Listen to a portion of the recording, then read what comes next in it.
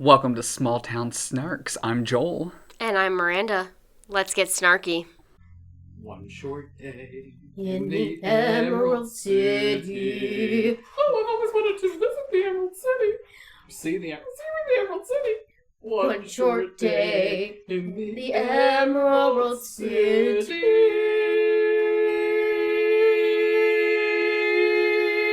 We're back.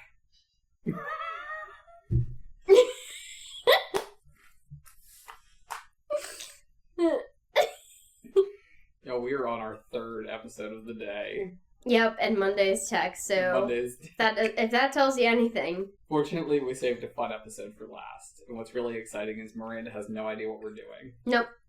And if you're watching us right now, seated, positioned in front of us are a whole bunch of ripped up pieces of paper. Yep, classic Joel. And on the other side of them is the name of a musical. Okay. What we're going to do is we're going to share our hot takes about that musical. Okay. Or our feelings about it, our favorite song about it. But we're not just going to say the name of the musical. You need to describe the musical to me badly before we start talking about it. Oh boy. Alright, I hope I know all these shows. Oh, don't worry. I made sure that you would. Okay, thank you. Yes. So, without further ado, would you like to begin? You look like a villain. Like you should have a cat in your lap right now. Okay, this one's speaking to me. Oklahoma. Was I supposed to describe it to you? Badly, yes. I just sang it. I couldn't help it. I saw it. Or are you supposed to guess? Yes. Okay. Oklahoma's off the table. Okay. Yeah. We didn't want to talk about Oklahoma Nope. anyway. Okay, let's. I saw the title and I couldn't help I hear but you. sing. Okay, so pick a new one because you got to go first. Okay. This is the rules. I created the game. Okay.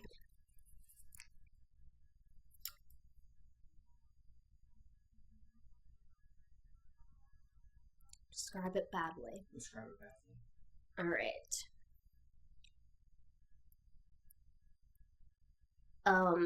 A big outcast Okay. is irritated by a bunch of home invaders and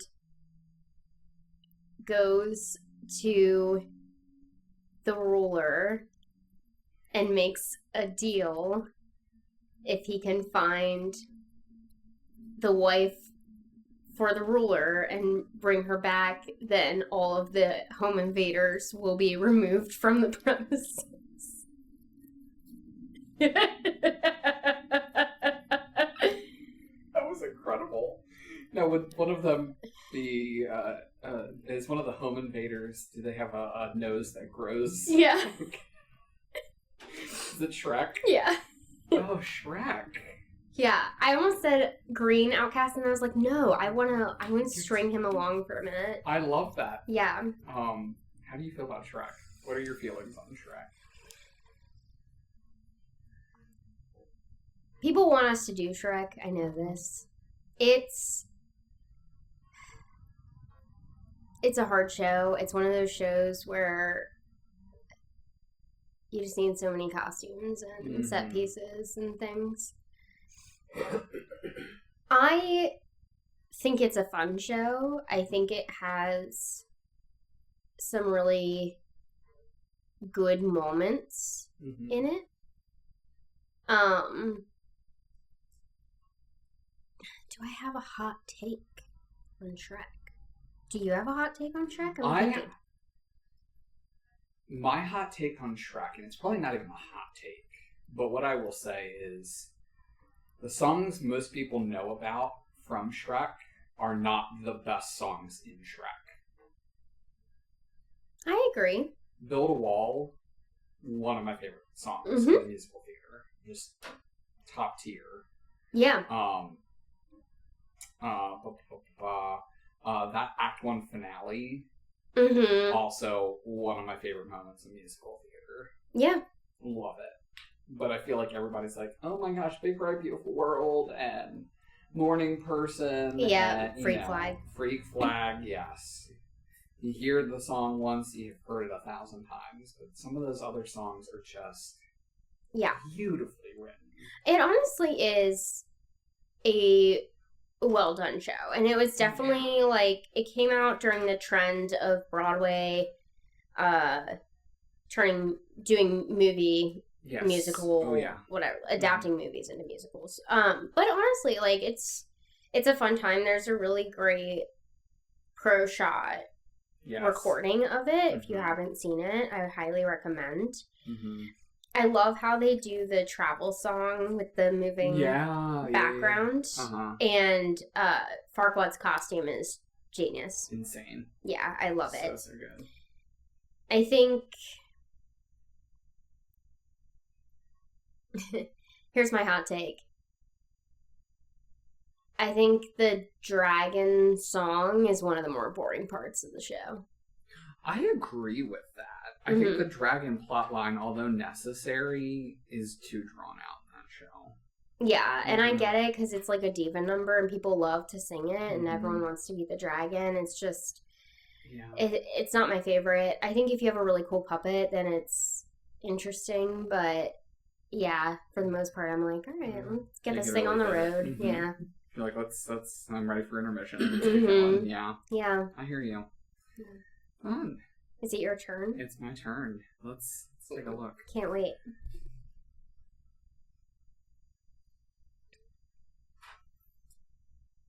Miranda.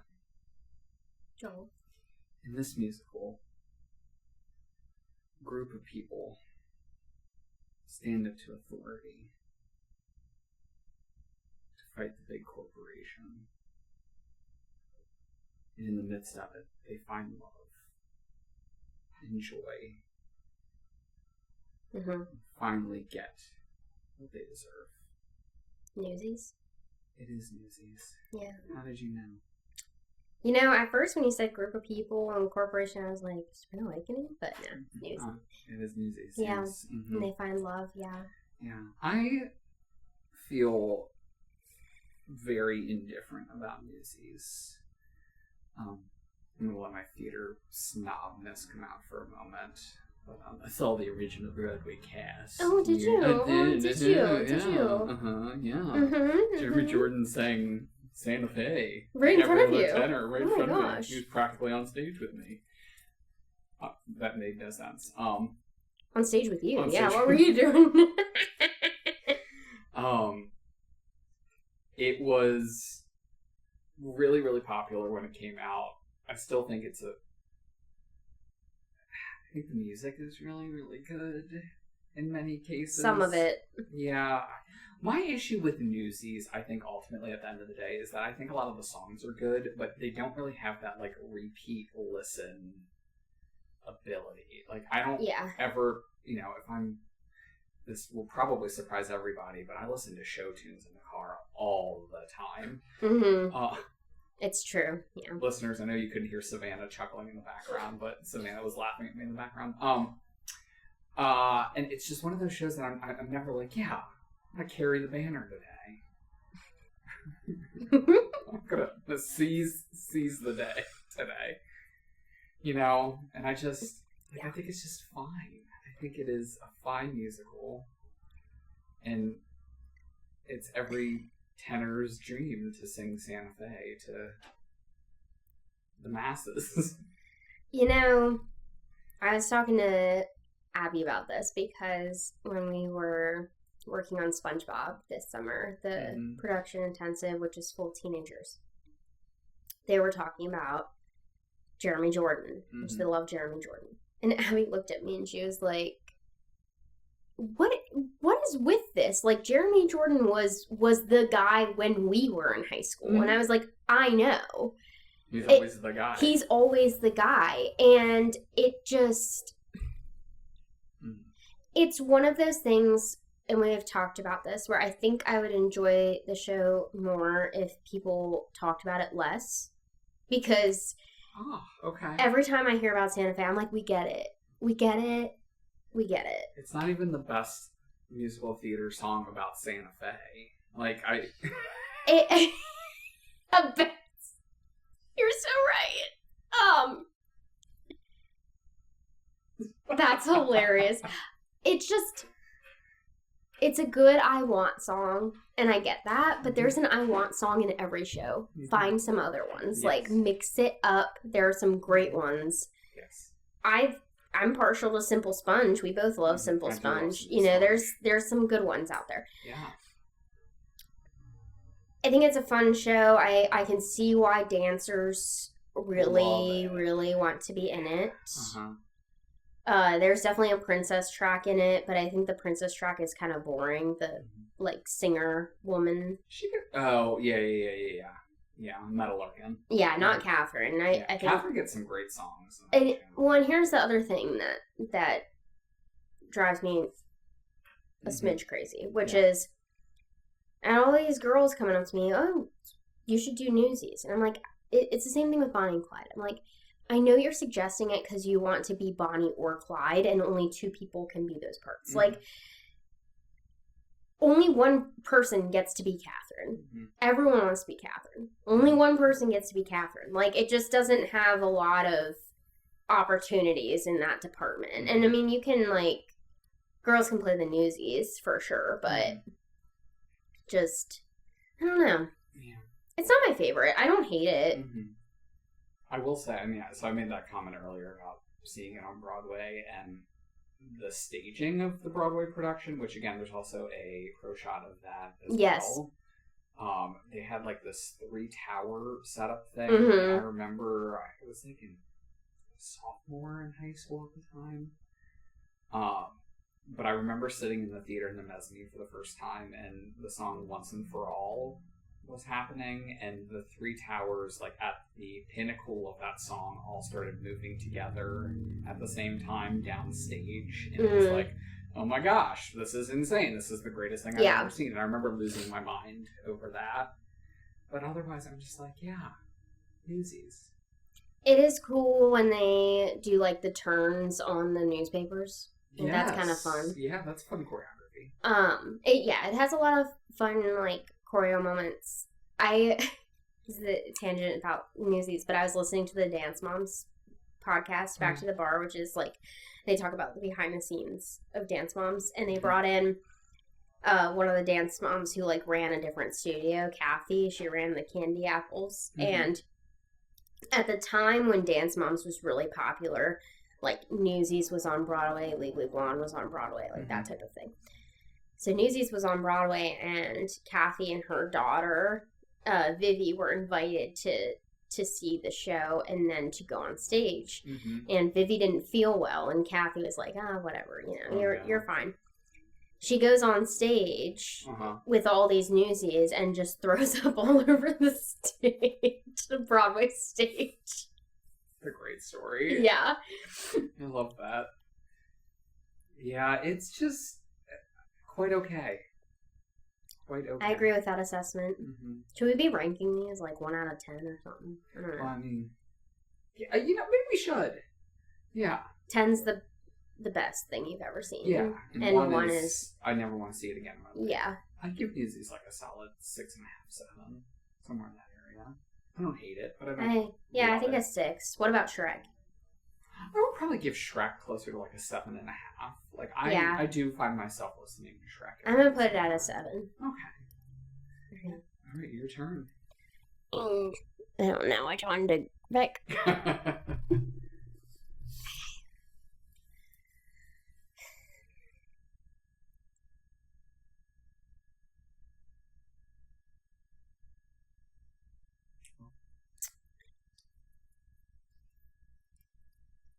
Small entertainer has their career ruined because of stupid politics. Small entertainer has their career ruined. This is a good one. You can do it. I'm sending it to you telepathically.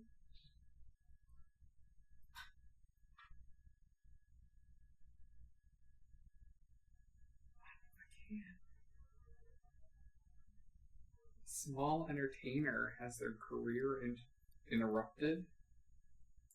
Got ruined. Ruined by politics. Yeah. I don't know what it is. In the film industry. Is it Chaplin? Mm-hmm. Chaplin. Small entertainer. I see what you did there. Yeah. Chaplin. Not a lot of people are familiar with Chaplin. I was very fixated on this show after I saw it. I loved it so much. I think we both became familiar with this show because of a school field trip. Yes. Yeah, so there was like this field trip we went on. I don't remember what exactly it was, but they would show like numbers from different Broadway shows. And like the annual like Broadway showcase in Philadelphia. Yeah, something. That wasn't the name of it. Yeah. Like, they would bring like, cast members from either upcoming shows or shows that were currently playing to do like I think it was meant for like tour companies to get a preview and decide which to ones. determine what shows to see. I think that was the focus behind it. Yeah, it was very interesting. But I don't remember what number they did from Chaplin, but I loved it, and I kept talking to my parents. I was like, I want to see the show. I want to see the show. Mm-hmm. And I think it was for Christmas that year. Is opening presents, and I opened a Chaplin t-shirt and a poster, and they were like, yeah, you and your mom are gonna go see it. And I was very excited about that. Do you remember what number they did at that showcase? I don't know for certain, but for some reason All Falls Down just sticks out in my head. That's I don't what know I was because thinking. I've listened to that song 1,000 times. But I just don't think that would have captured me so much that I wanted to see it. Like, I feel like Chaplin was on stage at some point. Well, he is on stage in that number because Hedda Hopper like dances around him and like manipulates. Okay, maybe that's what it was. But this show introduced me to Rob McClure, which I think is a great actor, and I've kind of watched his career. Mm-hmm. I wish more people had seen it. The way they did the costumes was incredible. Like, it was a lot of like black and white outfits, and then they would be color later, but they were like the same outfits. It was very, very cool. The end moment of the show, basically, where he essentially walks into a movie. Yeah, he walks into his screen, and then like it's projected of him on there. Beautiful. Like, I was crying. I was literally crying. Yeah, I think it's a great time. If you haven't experienced that show before, you should give it a listen. It's not a perfect show, I will say. There's some parts that drag quite a bit, but the parts that shine really shine. It's another one of those shows where, like, from a stylistic standpoint, it was really, really unique for the time. It just came out at a time that was just not. It just wasn't the time for that show. Yeah. Which is unfortunate because I think it really is a great musical. But I agree with you. I think there's some parts of it that just needed some trimming and some modifications that they just didn't have the time to do. Yeah, I agree. But yeah, I remember going to see it and just, what I will say is up to that point, I mean, we were in high school at this point. A lot of my theater experience was going with school groups, and we were seeing the big splashy, exciting musical or exciting play, and like that's what you did. You went up 3 or 4 times a year and you saw a show, and that was it.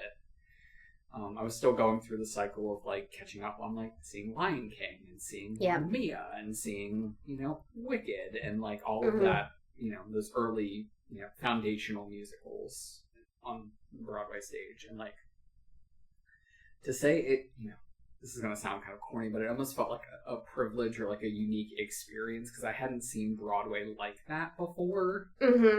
That. So it just was like a really, really great opportunity to just be like, okay, Broadway is this, but Broadway also can be this. Yep. And it sounds like that was a similar experience for you of like, okay, this is a different type of Broadway show, but they're all still Broadway shows. Yeah, so I had seen Billy Elliot, and I think that was maybe the closest I got to kind of the more obscure Broadway shows. Obscure is such a good word for it. Yeah, before I had seen, Anything Goes. I think Cinderella was before that, and Phantom. So more big shows. Yeah. And I remember the Tonys, I wanted Rob McClure to win so bad, and you looked at me and you were just like, he's not going to win. Because wasn't Billy Porter, wasn't that his year with Kinky Boots? Was that 2020? 2020. Wow. Was that 2012, 2013? I think it was. Because I think that was the year I watched the Tonys at your house. Yes, then it would have been, 2013. Because that would have been, the Kinky Boots and Matilda year. Yeah, and then Chaplin. And Chaplin, yeah. Poor Chaplin. We could do a whole episode on my Tony Awards hot takes because there are certain shows that have been robbed. Yeah. And people that have been robbed. There are some interesting things, but not a lot of big feelings. I'm gonna give it a 7.5. I probably still would stick with a 7 for it. It's always nice. I always get a warm feeling when I see a company is doing it or it's being performed elsewhere. Oh yeah. I know that it's okay, it's out in the universe, more people are getting to experience it, but I don't actively go out and seek productions of Chaplin. Not like there's 1,000 of them to go see, but I'm happy I saw it. I'm happy I had that opportunity. Yeah. Same. I mean, like I said, from a design perspective, it was very inspirational. All right. Let's see here. Miranda. That is your name, right, Miranda? Yeah. She left.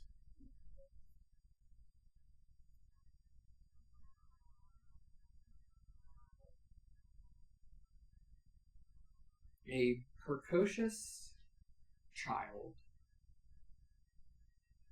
gets their dream, but not in the way they were expecting. Ooh.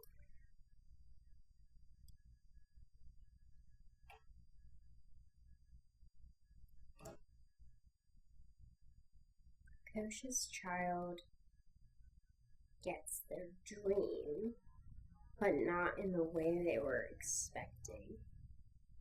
I'm gonna need more.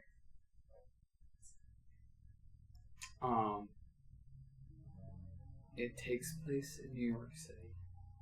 Annie. Daryl was giving it to me. Daryl was cheating. Yeah. It is Annie. The sun will come out tomorrow. Bet your bottom dollar that tomorrow. And her dream is to be rich. That's my hot take. Her dream is to find her family, but what she realizes is that money is more important than family. Miranda, I think we need to go see Annie at some point in time. I don't know if you remember the plot. Well, okay, She settles for money. It's so bad. Here's the thing that's interesting, and this is a semi-tangent. Back to the Future. Yes. Crispin Glover, who played George McFly. In the first movie. In the first movie. I had a hot take with that movie. He had a problem with it. Because he was like, you're basically saying that Marty's life is better because he comes back to a family that has money. And I just think it's an interesting conversation. Yeah, she found a family, which is awesome, but of course that family is wealthy. I have never heard your Back to the Future hypothesis, and it has started a new flame in me that is going to be very, very hard to put out. And that is... Like an angry flame? I don't know. Angry is not disappointed. Not disappointed. I just have a lot of feelings about it. I mean, I don't necessarily agree that that's the message, but I think it's an interesting take on it. I think there's also... I agree. I think it's an interesting take. I just, they also, his dad learned to defend himself, and his mom gave up alcohol, and Mm-hmm. these are the fruits of that decision. And they have a brand new car. Because they made healthier decisions for themselves. Does healthier decisions mean you have more money? Not necessarily. But I mean, I don't know. I will defend Back to the Future. No, I love Back to I the know you Future. do. It's. I'll defend it like I wrote it. Of course, Annie didn't end up with like a really nice, loving, like lower middle class family. Of course like, not. Yeah, I mean, she's living in a mansion. I will say, from that standpoint, yes, I agree. For Annie, my whole thing about Annie is that it has great music, really, really great music. I mean, the songs. It's one of those shows where the music has kind of broken out from outside of the musical theater box. Yep. It has gone out into the universe. Mm-hmm. People know Annie. I could go up to Joe Schmo on the street and be like, "Hey, Joe, the sun's gonna come out tomorrow." And he'd be like, Annie? Correct. Or, you can mention Sandy the Dog or Easy Street. And it had a great movie. Mm-hmm. It's had several movies. It's had several movies, at least one great movie. Mm-hmm. It's a story that people just love. People feel passionate about it. I'm not per se one of them. It's very okay. Very okay. Okay. I hear you. My on opinion. that. Yeah. I think it deserves its place as a classic. Yes. Mm-hmm. I think there have been better musicals since then. Okay. But I think it rightfully earned its place. Mm-hmm. Yeah, I'm not running out to see it. It's a show with a dog in it. Nothing wrong with that. I love any show with a dog. Mm-hmm. And you've got a Sandy dog. Yeah. Sandy colored dog. Yeah. She's a nut. She cannot go on stage. But yeah. Weren't you the dog catcher? I was. I don't know if we talked about this in the early episodes. I think we did. We did? Okay. Yeah. Yeah. That was my first speaking role on stage. Yeah. You want to catch Pancake? My puppy?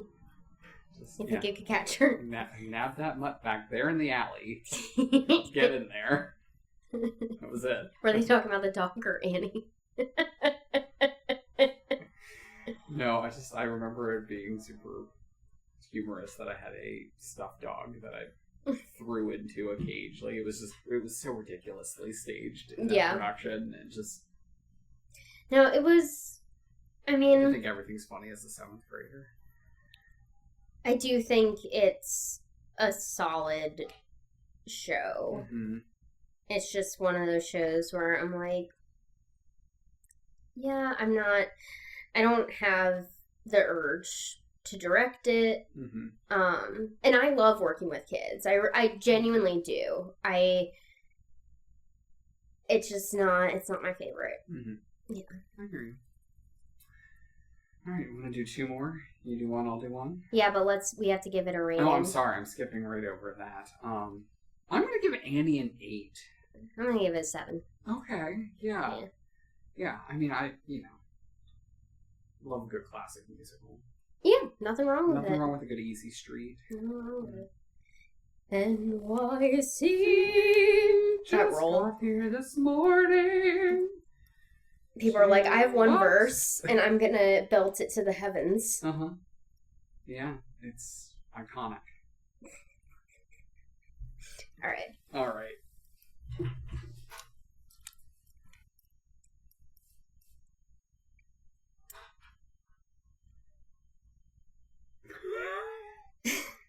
I think my favorite thing from this is just watching me think. Each of us just taking a moment to think before we speak. Well, I have to think of how to describe it badly.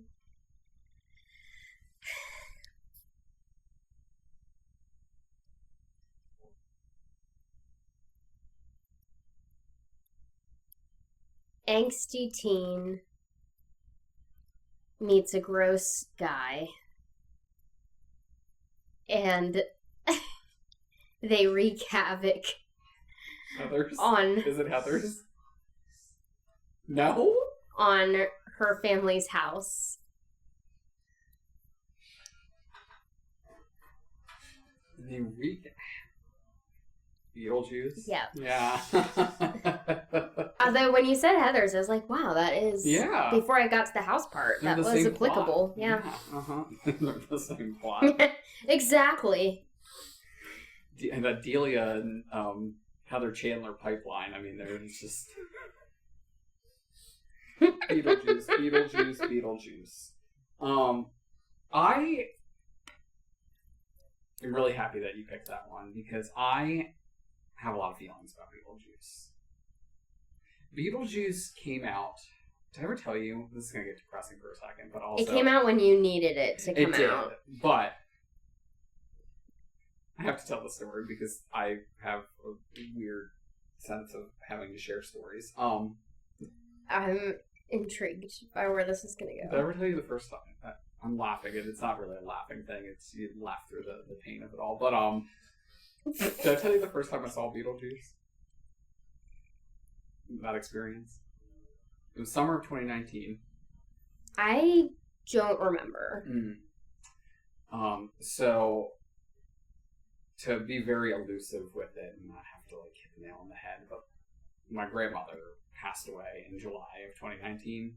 Uh-huh. And I saw Beetlejuice the day that I found out that her health was deteriorating, and it was a very, with my own experience with loss prior to that point, seeing that show and watching that show while I'm also processing everything else that was going on, it was a very, very weird time for Joel.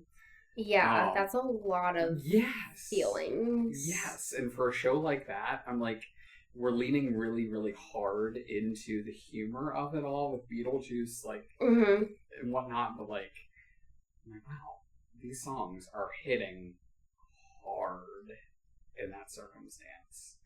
But yes, to put it mildly, when what you said there hits the nail on the head of like, it was the right show to happen at the right time. Yeah. For me. And I have a soft spot in my heart for Beetlejuice. I will see it every time I have the chance to see it. I have a negative connotation with it that I'm not going to share on this podcast. Oh. That I will share with you offline. Oh. And it's not the show's fault. Really? We'll talk about it. I can't, it's too personal, so I'm not going to share it on here, but we'll talk about it while we're painting. Okay. But I loved the movie growing up. I love Tim Burton. I really appreciate the style of humor because I mean, I'm, you know me, I'm just a fan of dark humor. Like I make dark jokes kind of on the regular. And it reminds me the one day we were talking about weren't we literally like talking about your mom or something, and then Dead Mom started playing on the random playlist and that is just crazy. And I remember telling you, I was like, your mom's messing with you right now. That's nuts. Yeah. But people really, really love it right now. I don't think it's the perfect show. I think there are some parts that I'm like, you know, it really does lean far into the camp. It's similar with Shrek in my mind, of like the parts that really hit, and then there are some parts that like I would probably cut. But I think Home in particular is one of it's up there in terms of musical theater songs. It's just like a beautiful song about grief, and I love it. So I do definitely appreciate the show. I wish there was a little more spookiness. Mhm. Like the movie had it was a little scarier, Darker, I think, yeah. than the show. So I wish Tensions were higher too. Yeah. Yeah, I wish there was a little bit more of that darkness factor. Because honestly, like, at least for me, maybe watching it as an adult, I would feel differently. But in the movie, when Barbara and what's his face? Adam. Mm-hmm. When they die, it's like pretty sad and messed up. Yeah, oh yeah. But in the show, it's like very funny. lighthearted, yeah. Yeah. Mm-hmm. So that's just an example. But I think it, especially for teenagers, and in particular if you are a teenager that's going through loss, I think it's a really powerful and important story. Yeah, I agree with that. I'm always a big fan of any medium that can help address those types of topics, because I think for a lot of people, first of all, people don't really want to talk about those topics in general, and it shouldn't be something that's taboo. Like, it should be something that, people should be able to receive and, shouldn't have to be afraid of having those conversations, and I think it does that in a very lighthearted way, which I love. I just think that it's one of those shows that, like, I could watch at any point in time, and, like, it's definitely not the perfect show, but it is certainly a show that is impactful, depending on, what you need, or if anybody can like Beetlejuice. I feel like there's something in it that everybody can appreciate or walk away with, and that's also not something that can be said about every musical. I would agree with that, and I do think it's a good way to start conversation as well. Like we said, with theater, one of our favorite things about it is how it starts conversations with families or partners or whatever. And I think it's a nice way to start talking about, like, loss and grief and what that looks like through the eyes of the show. Yeah, I will say, before we give our ratings, my other favorite thing from that story of seeing Beetlejuice for the first time was that was a 2-show day. So all of the stuff is going on in my life. I go and see Beetlejuice, and then see the complete opposite of Beetlejuice. That evening, I end up coming to see the Cher show. This is the most unhinged musical theater 2-show day I think I've ever had in my life. That is really chaotic. Yeah. Oh, yeah. Oh, yeah. Oh, yeah. Wow. Beetlejuice followed up with I Got You, Babe. Just such a weird day. Meanwhile, your family's falling apart. Correct. Yeah. But, just the usual, right? Yeah, just you gotta check in on Cher every once in a while. So. Wow. So, got some wild theater stories. Let's do one more to wrap us up. You didn't give us the rating. You see, I say 7.5. On a Joel, I like 7.5. That's a good rating. On the Joel scale of personal musicals that he really loves, 12 out of 10. Wow. Okay. Yeah, like I said, I could, if someone was doing Beetlejuice 10 minutes away from here right now, I'd be. You're directing it then when we do it. I would love to. I'm kind of meh. I would love to. Yeah. Can't put me in coach. I'm ready. Cool. Yeah. On a strictly musical theater quality scale, 6.5, 6. It's got some great numbers to it. Stage effects are fun. Take it or leave it. Wow. But not for me. It's a 12 out of 10. You're very complex, man. I am. There's a lot to unpack. All right. Last one. Yeah, give us the last hurrah. Special one. This one right here. Oh. You wrote them. I know, but I'm just not as a last one. Oh. Yes. For listeners, Joel just gave me a look. Precocious child gets what they want. Or gets their dream, even if it's not what they originally wanted. We literally just did this. And it's the same clue. Matilda? No. I actually don't. think it's been a minute since I've seen this show. Oh God. Do you need to pick a different one? Yeah, I'll tell you all what it is after. Well, no, let's wrap up with this one. It's making me want to go watch it now. Okay. It's a classic musical. It's classic. Okay. Not Annie. Oliver? It is Oliver. It is Oliver. How do you feel about Oliver, Miranda? Annie gender swapped. I mean, It kind of gets that motif of just being like a very Annie, but not like Yeah. Annie, British Annie. I mean, not- I'll be the first to admit I have not actually seen a production of Oliver. Really? I'm familiar with the plot and the music, but I haven't actually seen a Oh, production. really? Yeah. Interesting.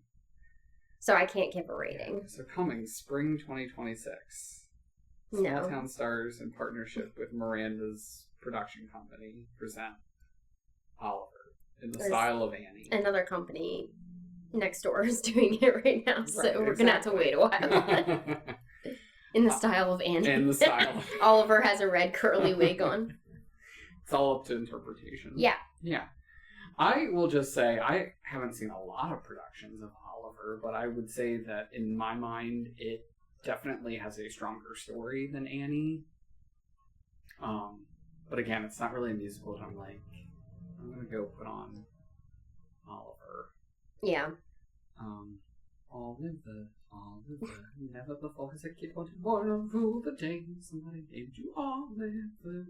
This is a random story about Oliver. Okay. My elementary school, did we go to the same elementary school? We went to the same elementary school, didn't we? What school did you go to? Glade? Did you go to Glade? I was at Glade for 5th grade. Okay. I was at Walkersville Elementary. For the other years. Yeah. Okay. I don't remember what year we did it, but Oliver was the school, like, elementary school musical one year. And I want to say it would have been the year that I was 4th grade, so we wouldn't have been in elementary school together. Yeah. So I wasn't there. Correct, yeah. And I just remember that Oliver was played by 2 people at the same time. Oh. Yes. Wait. Yes. Oliver was played by 2 people at the same time. Like, doing, like, a sideshow thing where, like, they were singing to get, like... That's incredible. Yeah. Yeah, I'll have to see if I can find anything from that. Oh my because gosh, please do. It was a wild, wild time. Wow. Yes. I also remember that our high school did it, like, 15 years prior to us getting there, and my brother was in it. Okay. And it had a massive, massive set. Like, they had to roll giant set pieces out. Remember the loading door that was off the shop? Mm-hmm. They had to open that door and roll bridge pieces out into the hallway because they would not fit backstage. Massive show. Oh my gosh. Yeah. So, I don't know if I'm necessarily running to do Oliver at any point in time, but, It's not my first choice. Yeah. So, yes, I have a lot of Oliver stories, and I'll see if I can find any pictures from... Well, if we do Oliver, we have to do it that way. I think everyone should just be Oliver. Like, before Yeah. everyone just alternates into playing Oliver. But they're all on stage at the same time. Yes, exactly. Okay. They're Well, all- it's like popcorn reading, you know. Every line is said by somebody else. Unhinged production of Oliver. Oh my gosh. Well, this has been fun. I do have to tell... Oh, we gotta give a score. Do you have a score for Oliver? I feel like I can't give one because I haven't seen a full production. It wouldn't be Just- fair. we'll Wouldn't just be say fair it's to the people a of 5, Oliver. directly in the middle. The Oliver people. Yeah. Yeah, we don't want to hear from the Oliver estate about our opinions. You're saying 5? Or 5 for me? 5 for you, Okay. just in the middle, because, you know, yeah, you're just impartial. Yeah. Yeah. For me, I'd give it like a 6. I prefer Annie more. If we're using them on the same scale as each other. I mean, they're both orphan shows. Yeah. They're naturally compared. Sure. Yeah, I agree with that. Fair enough. This has been a lot of fun. I will say the one show that I skipped over was My Fair Lady because Yeah. it's just We'll talk about it at some point. Yeah, you know. I just, yeah. Well, be sure to give us your hot takes, listeners. Yeah, if you we have want to hot hear takes them. on these shows or others, please, by all means, share them with Yep. the rest of the class. Yep. Until next time, when we jump back into our rotation of shows. All right, we'll see you then. See you then. Bye. Bye. And that's a wrap. Thanks for getting snarky with us. We'll see you later. See you next time.